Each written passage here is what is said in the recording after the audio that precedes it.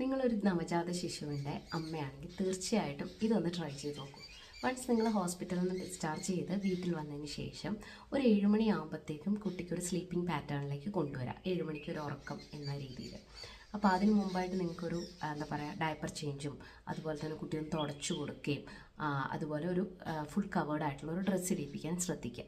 അതിനുശേഷം breast pump use ചെയ്തുകൊണ്ട് ഈ മാനുവൽ അല്ലെങ്കിൽ ഇലക്ട്രിക് ഏതാണോ നിങ്ങൾക്കുള്ളത് അത് യൂസ് ചെയ്യുക. ഒരു നേരത്തേക്കുള്ള മിൽക്ക് മാത്രം എടുത്ത് സൂക്ഷിക്കുക. നിയർലി 9 അല്ലെങ്കിൽ 10 o'clock നെക്സ്റ്റ് ഫീഡ് വരുമ്പം നിങ്ങളെ ആരാണോ ഹെൽപ്പ് ചെയ്യാനുള്ളത് അവരെ കൊണ്ട് ആ ഒരു ഫീഡ് കൊടുക്കുക. അതിനുശേഷം വരുന്ന നെക്സ്റ്റ് ഫീഡ് 12 അല്ലെങ്കിൽ 1 o'clock ഫീഡ് നിങ്ങൾ കൊടുക്കുക. ഈ ഒരു ടൈമിൽ അതായത് 7 to 1 o'clock നിങ്ങൾ അറ്റേ സ്ട്രെച്ചിൽ ഉറങ്ങാൻ ശ്രമിക്കുക. ഇത് നിങ്ങൾക്ക് ഉറക്കമില്ലായ്മയെ കുറയ്ക്കുകയും അതുപോലെ തന്നെ നിങ്ങൾ കുറച്ചും കൂടി ഫ്രഷ് ആയിരിക്കാനും ഇത് ഹെൽപ്പ് ചെയ്യും.